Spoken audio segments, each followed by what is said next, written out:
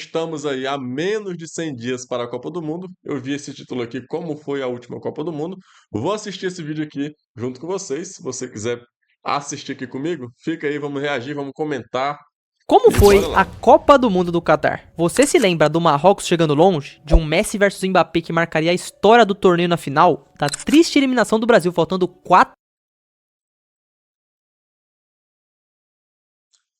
Um minuto de silêncio aí, em homenagem ao Neymar, que rasgou o verbo. Vai subir pra quê? Pra quê? Não tem necessidade de subir, pô. Faltam só 4 minutos. Ainda hoje dói aqui a alma, não sei vocês, mas até hoje, quando eu vejo aquele gol do Neymar, ainda dói aqui no peito.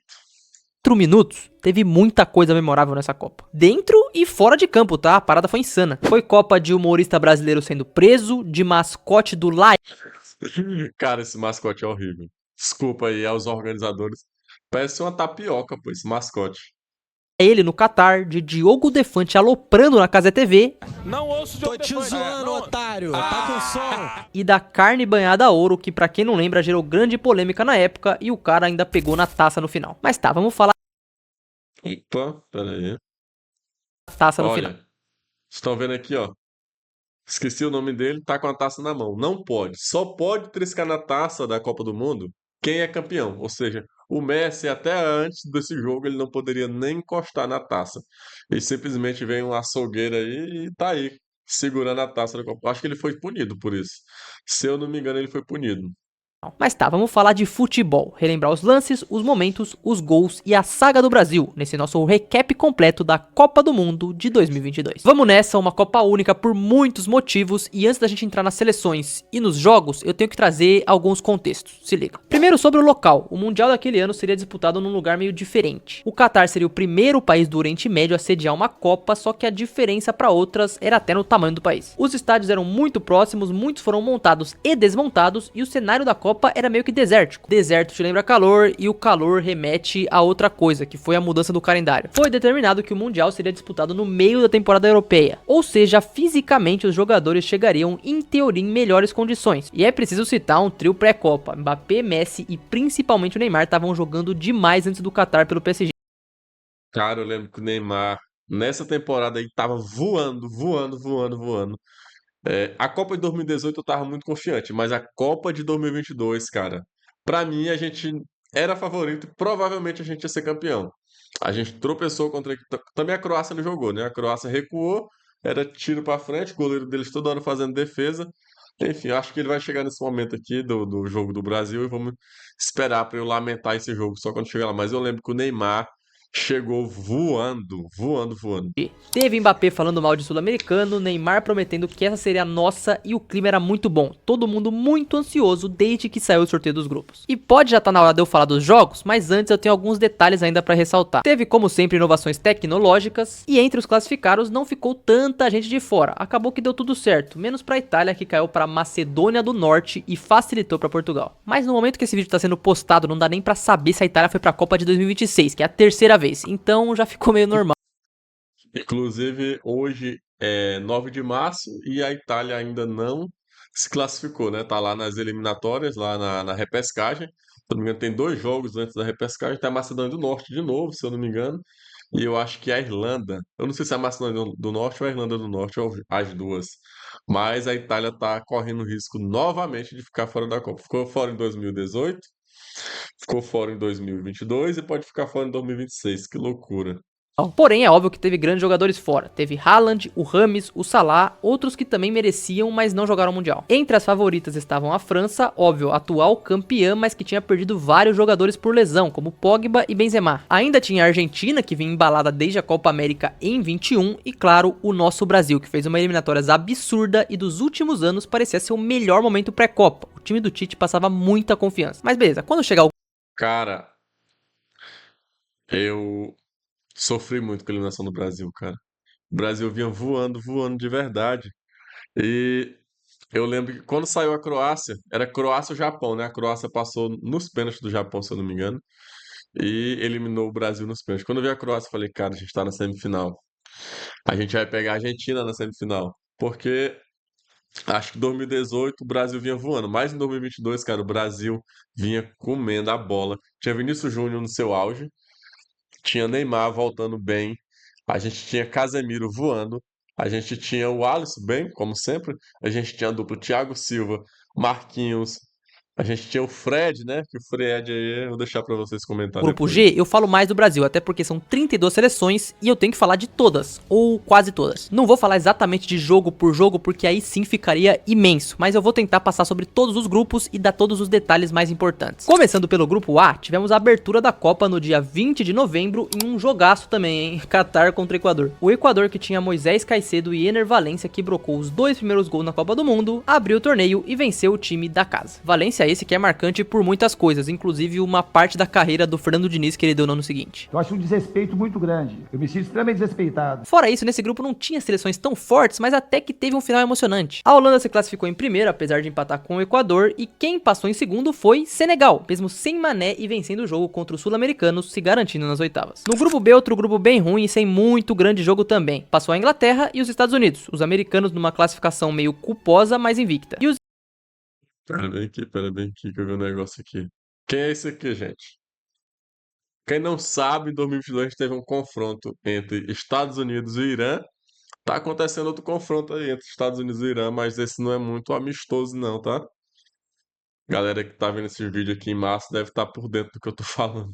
tem muito grande jogo também. Passou a Inglaterra e os Estados Unidos, os americanos numa classificação meio culposa, mas invicta. E os ingleses chegaram a fazer 6 no Irã no primeiro, o que chamou a atenção. Um detalhe pessoal meu é que eu nunca tinha feito nenhuma aposta na minha vida, eu não gosto muito dessa parada, mas nesse dia eu fiz que o Kane ia dar um chute pro gol e ele não deu. Os caras ganharam de 6, gol de todo mundo, o cara é o camisa 9 e eu acho que é por isso que eu me aposentei das apostas, até porque isso é inacreditável. Os ingleses estavam classificados em um grupo não tão emocionante, o Bale, que fez de tudo pra chegar em uma Copa do Mundo na oportunidade que teve, perdeu. Passou em segundo o LeBron James do futebol. Grupo C é mais legal, viu? Porque a gente começa a tratar da caminhada da Argentina. Chegava confiante, com invencibilidade, Messi, e eles perderam logo no primeiro jogo. Foram derrotados para a Arábia Saudita. Os argentinos poderiam até ser eliminados no segundo jogo, mas aí acordou Messi. Um gol muito marcante dele no canto, comemoração com raiva, e o segundo de um Enzo Fernandes que iria ganhar a vaga como titular daquele time logo logo. Os argentinos estavam vivos. O México, por sua vez, tinha o morto-vivo do Ochoa, que eu acho que vai estar em 2026 de novo, mas eles não foram tão bem. Até venceram na última rodada, mas na combinação dos resultados, pelo saldo de gol, passou a Polônia, onde mesmo perdendo para os argentinos, com o Messi perdendo pênalti e sendo desrespeitoso com o Leva, conseguiram se classificar. Depois das oitavas a parada zera e os argentinos estariam prontos para brigar até o final. É uma pena ter sido do jeito que foi. Ironia do destino ou não, vamos pro grupo D, onde tem a França, só que aqui a parada foi um pouco mais monótona. Grupo de França, Dinamarca, Tunísia e Austrália, e já na estreia deu pra ver como vinham os franceses. Num love absurdo de Giroud e Mbappé, que tava voando muito no Mundial, 4-1 na Austrália pra começar. Mesmo com a derrota, quem acabou passando em segundo foi a própria Austrália. A França até perdeu o terceiro jogo contra a Tunísia, mas passou em primeiro. Vamos notar que em 2022 a gente teve um fenômeno meio especial. Nenhum time em nenhum grupo ganhou os 3 jogos. Todo mundo perdeu ponto em algum momento. E olha, não sei se você acompanha aqui o canal, mas eu já fiz vários vídeos falando de campeonatos como a Champions e a Libertadores, e lá sempre tem grupos mais fracos. Só que na Copa isso não acontece. Não importa se o país é pior, se o país é melhor, aqui tem uma magia que não dá pra comparar. No grupo E, por exemplo, pega uma chave de Espanha, Alemanha, Costa Rica e Japão. Você imagina que vai ter um negócio um pouco mais tranquilo pros europeus. Só que não, esse foi um dos melhores grupos da Copa. Os técnicos de Espanha e Alemanha eram simplesmente Luiz Henrique e Hansi Flick, mas nenhum dos dois ficou em primeiro lugar. Na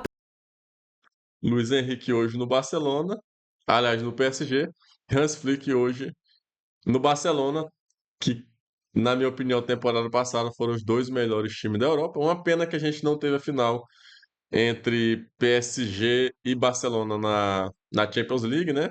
A Inter de Milão fez grandes partidas contra o Barcelona e final, eu nem preciso falar, 5-0 primeira para a rodada. equipe do PSG, né? Então a gente perdeu de ver uma grande partida na final para ver uma massa do PSG. Porém, os espanhóis meteram a maior goleada do Mundial, 7-0 na Costa Rica, e lembra desse placar porque esse saldo vai ser bem importante. Do outro lado, Alemanha e Japão foi 2-1 para os japoneses. Os alemães abriram sim o placar no primeiro tempo e tiveram várias chances de ampliar até os 30 minutos do segundo tempo, tomarem o gol de empate de Doan. Jogo vai, jogo vem, 7 minutos depois, gol de Asano. Os japoneses venceram os alemães, que se complicavam no grupo. Aí na rodada 2 ia ter o grande jogo entre a Alemanha e Espanha, e o Japão já ia ter a chance de se classificar, só que eles não fizeram isso. E a Espanha e a Alemanha empataram em 1 a 1, os japoneses perderam para Costa Rica. O grupo entrava na última rodada com todos ainda podendo se classificar. Isso que é mais legal, porque a última rodada acontece tudo ao mesmo tempo, então foi rendendo vários cenários diferentes. No jogo dos espanhóis contra os japoneses, de novo o Japão sai perdendo, mas vira. Tendo em um dos gols a famosa paralaxe, essa bola não saiu, só vencendo o Japão tava garantido. A parada é que por algum momento a Alemanha tava perdendo e a Costa Rica tava passando também. Por alguns minutos os dois gigantes ficavam de fora, mas acontece que a Alemanha vira no final e o time do Navas estava eliminado. Só que lembra dos 7 gols da Espanha no primeiro jogo? Então, a Alemanha estava eliminada também. 2018 ficou fora, 2022 ficou fora porque inventou de fazer o 7 a 1, né? Vai dar nisso. Perfeito. É karma, tá pagando o karma da humilhação que eles fizeram o Brasil passar aqui. Depois daquele 7 a 1 foi eliminado 2 vezes aí, depois disso não montou mais nenhuma grande seleção que desse medo de seus adversários, né?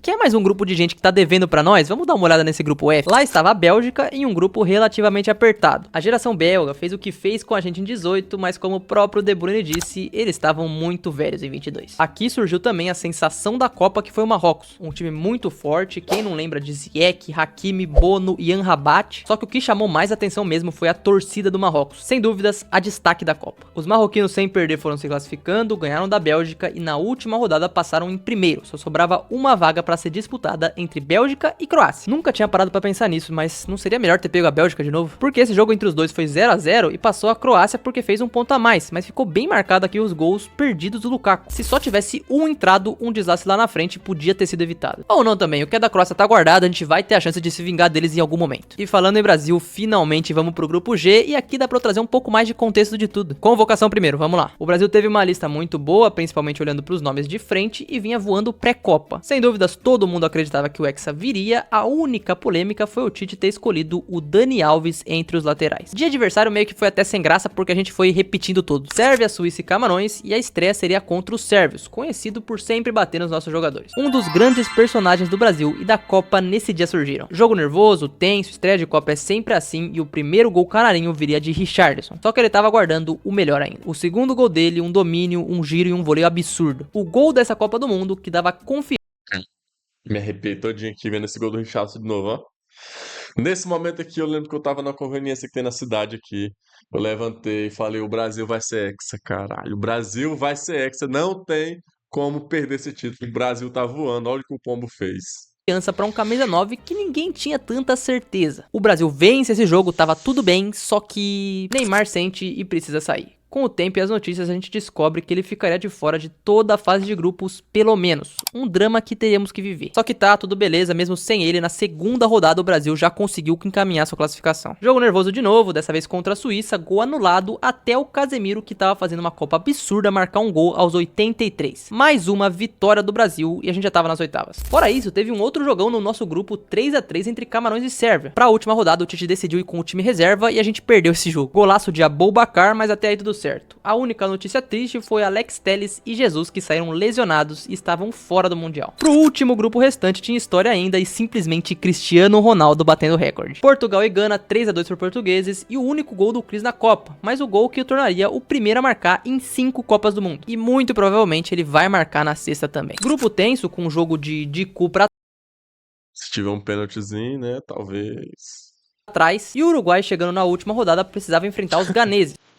Ó o Uruguai aqui, vocês lembram disso aqui? Foi na Copa 2010, simplesmente Suárez defendeu uma bola com a mão, último minuto do jogo era Gana fazer e passar para a semifinal da Copa, o cara Uma foi história lá, bateu a absurda, bola na já que os dois trave, podiam né? se classificar e o Suárez é praticamente jurado de morte no país africano desde 2010. Aí ó, pro flamenguista, 2 gols do Arrascaeta. Vitória dos uruguaios, tudo parecia bem, só que aconteceu uma coisa triste do outro lado. Portugal abriu o placar aos 5 minutos contra a Coreia, só que tomou um empate. E aos mais de 90, virada dos coreanos. A Coreia do Sul passaria de fase e nesse jogo em Portugal nasceu a dúvida sobre a condição do CR7. Algo que a gente vai voltar a falar pelo que aconteceu depois. Ok, passamos pela fase de grupos inteira e o chaveamento separava alguns confrontos interessantes. Do lado da chave brasileira, tudo conspirava para que nós e a Argentina fosse passando até se esbarrar na semifinal. Enquanto do outro lado, tudo levava a crer que teríamos uma quartas de finais praticamente de uma Eurocopa. Pena que nada disso aconteceu, infelizmente. Vamos combinar uma coisa? Nas oitavas eu vou falar do nosso lado primeiro e nas quartas eu vou inverter, porque assim eu acho que fica melhor narrativamente. Holanda e Estados Unidos foi jogo de craque do Corinthians meter caixa, 3 a 1 para os holandeses que se colocavam nas quartas de final. Agora o adversário seria a Argentina Argentina, que numa chapada do Messi e em outro gol do Julián Álvares meio que resolveram a parada. Até tomaram um gol, mas estavam classificados, 2-1. Croácia e Japão é triste porque o time do Modric podia ter caído já aqui de novo. Vale lembrar que na Copa de 18, o Japão podia ter eliminado a Bélgica e impedido que eles enfrentassem o Brasil, e isso aconteceu de novo em 22. O jogo em si não foi lá essas coisas, 1-1, só que nos pênaltis um tal de Livakovic apareceu. Ele vai voltar aqui de novo, mas nesse caso ele pegou 2 e classificou os croatas. A seleção de Modric e companhia seria o adversário caso o Brasil classificasse. Chegamos no Brasil e aqui a parada depois da fase de grupos estava meio que assim, bom, a gente passou, foi tranquilo de certa forma, teve sim seu nervosismo, mas a gente não tinha dado nenhum show. Era um jogo fácil para dar confiança, teremos a volta do Neymar mesmo com muitas pessoas não acreditando, e aqui finalmente a gente brilhou. Vini Júnior foi quem abriu o placar aos 7 e depois daí foi baile. Teve gol do Neymar de pênalti para ampliar, Richarlison fez um belíssimo gol no mata.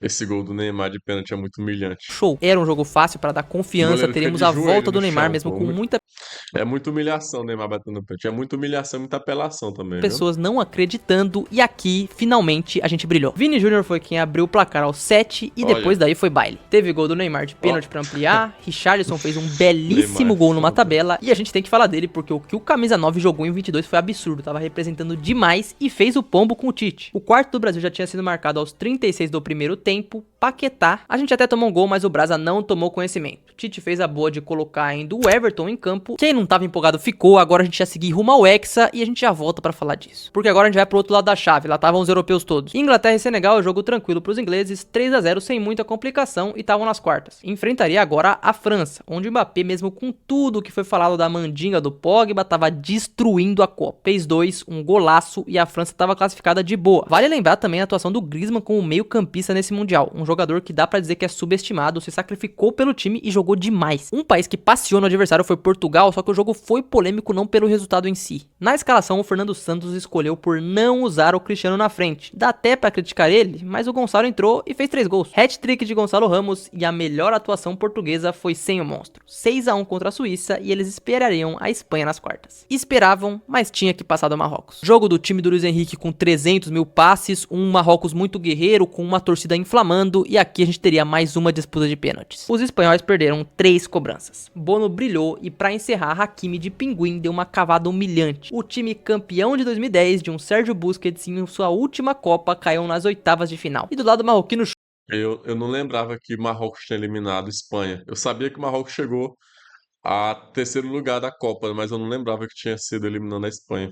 show. Todos adotavam os africanos que ainda tinham mais história os aguardando. Chegamos nas quartas de finais, parte não tão boa do vídeo, vambora. Como eu falei, vamos inverter de lado e falar primeiro do jogo da França e um dos jogaços da Copa. Apitado por Wilton Pereira Sampaio. Encontros foda aqui. A França abre o placar com Tchouaméni num belo chute de fora da área, mas a Inglaterra empata com Kane. Não foi dia de Mbappé, e sim de Olivier Giroud, que aos 78 fez o segundo da França. Só que aos 84 minutos, mais uma chance para os ingleses, pênalti, e Harry Kane isolou. Era a grande chance e a câmera já foi no Mbappé rachando o bico. Arbitragem bem ruim do nosso Wilton, mas tava lá. Os franceses estavam classificados e teriam pela frente um outro adversário embalado. Não é Portugal não, é o Marrocos de novo. E o Chris também seguiu no banco porque no último jogo foi melhor sem ele. Não citei isso antes porque os dois vão jogar a Copa de novo, mas tanto o Messi quanto o Cristiano em teoria viviam seu último Mundial. Pros dois aquela parecia como a última chance, mas pro português tudo desmorona quando no primeiro tempo En-Nesyri abre o placar. O Chris entra logo no início do segundo, os portugueses tentam uma chance atrás da outra, mas o gol não vem.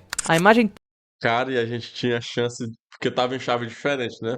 Argentina e Portugal. A gente teve a chance de ver uma final entre Portugal e Argentina, cara. Ia ser épico. Cristiano de um lado, Messi do outro. Aí ia ser para acabar com a discussão, disputa e tudo, que é o melhor do mundo, quem vencesse o confronto direto. Mas o Messi venceu a Copa, né? Ronaldo. Triste no túnel foi a do Cristiano saindo chorando do gramado. Aquela poderia ser sua última e ele sai de campo derrotado. Do outro lado, o Marrocos estava no céu, torcida impressionante e melhor colocação de um africano na história da Copa do Mundo. Um time que de fato merecia. Tá, vamos agora pro outro lado. Deixar o Brasil pra falar por último, mas eu não vou menosprezar o grande jogo que foi entre Holanda e Argentina, um dos melhores da Copa também. Jogo de Messi provocando, de treta com Van Dijk peitando os caras e de Messi tretando até depois do jogo com um Kemira bobo. Mas dentro de campo também foi uma parte partidaça. Os argentinos começaram voando 1 a 0 com Molina e já no segundo tempo, pênalti, 2 a 0 com Messi, que aprendeu a técnica do Neymar pra ajudar ele nessa Copa. Inclusive, quanto pênalti teve a Argentina também, hein? Parecia tudo resolvido, mas do banco veio o Weghorst, que meio que decidiu. Fez o gol pra diminuir e no último lance falta frontal pros holandeses. Tudo sinalizava um chute direto, só que a Holanda, inspirada no FIFA, sei lá, fez uma jogada marcante que daria o gol de empate. No minuto 101 do tempo normal, eles empatavam, levavam pra prorrogação e depois pênaltis. Só que pegar a Argentina em pênalti é foda, os caras têm o Dibu Martinez. O goleiro foi lá e pegou os 2 primeiros. As dancinhas de um cara decisivo ficaram marcadas e no resto das cobranças, os hermanos se garantiram na semifinal. Que vamos combinar,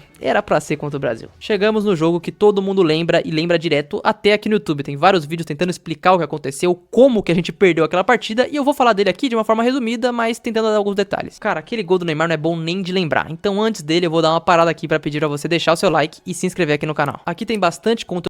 Opa, ó, dá o like aí, tá?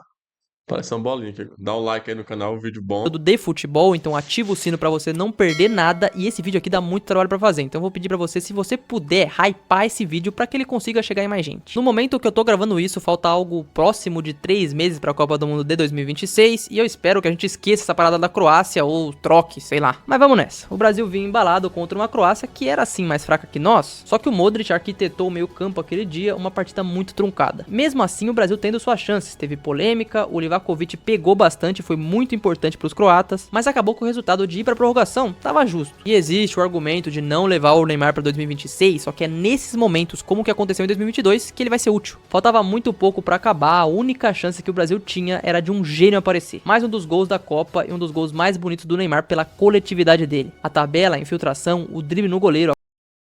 Cara, esse gol do Neymar é um dos gols mais bonitos que eu já vi. Lembra muito aquele gol do Neymar contra o Flamengo, 2010, 2011, se eu não me engano, mais ou menos. Esse momento aqui não tinha um cidadão pra chegar e falar, não gosto do Neymar. Tá, todo mundo tinha esquecido que eu odiava o Neymar, né? Vocês que são haters do Neymar, porque eu sou fã. Todo mundo tinha esquecido que eu odiava o Neymar e era Neymar, Neymar, Neymar. Cara, que jogada. Neymar pegou a bola, botou debaixo do braço e falou: eu resolvo. Eu sou o Neymar.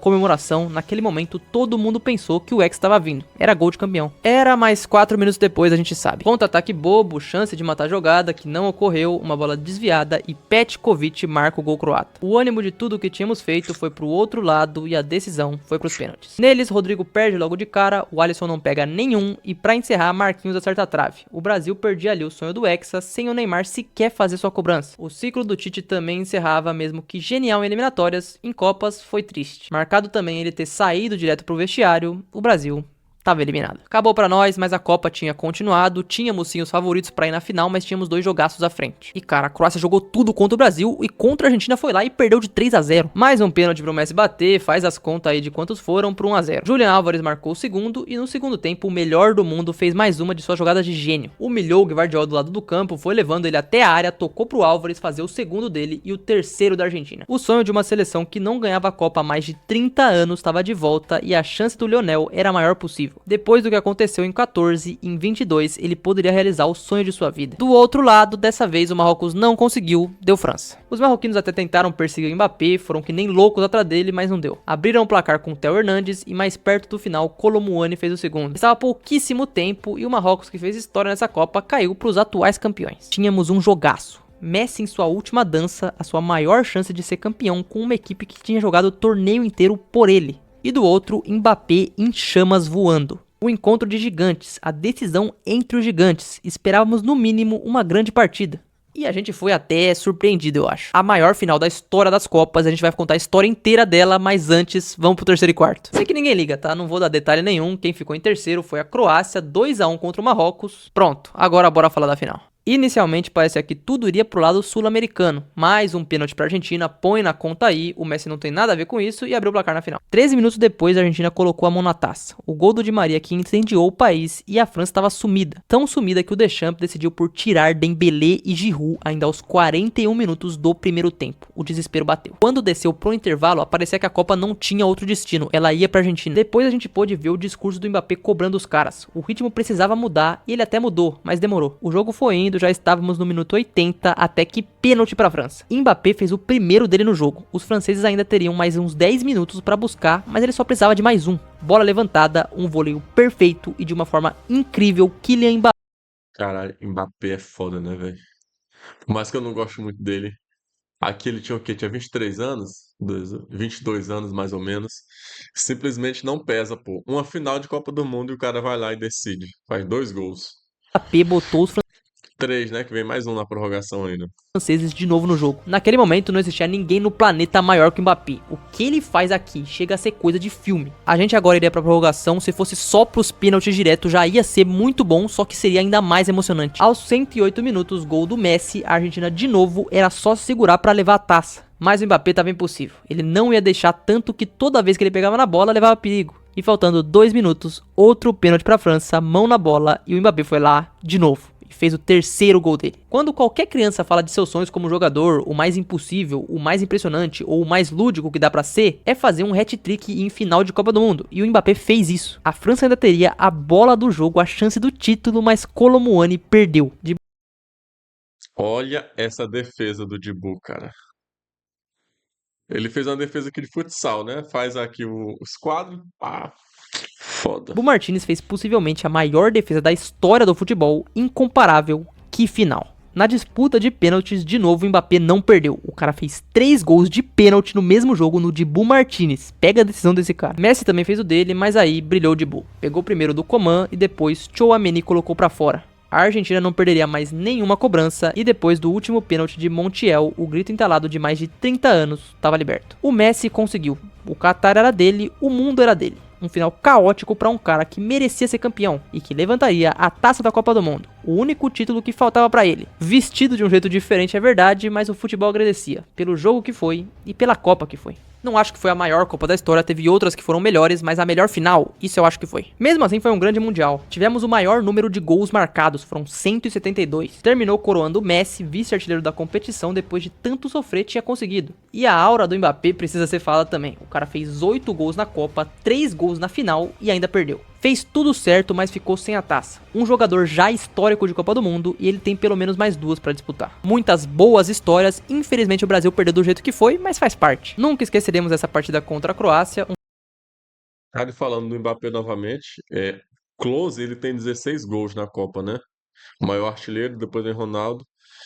E o Mbappé já tem 13, se eu não me engano. Provavelmente o Mbappé nessa Copa aqui vai passar o Klose e vai passar o Ronaldo. Vai se tornar o maior artilheiro da história da Copa. E isso com, tem o quê? 28 anos hoje, o Mbappé? Ainda vai ter mais uma, pelo menos uma Copa para jogar depois dessa. E eu acho que ele vem forte aí para bater todos os recordes da Copa do Mundo, viu? Tomara que não seja campeão a França esse ano. É isso, pessoal.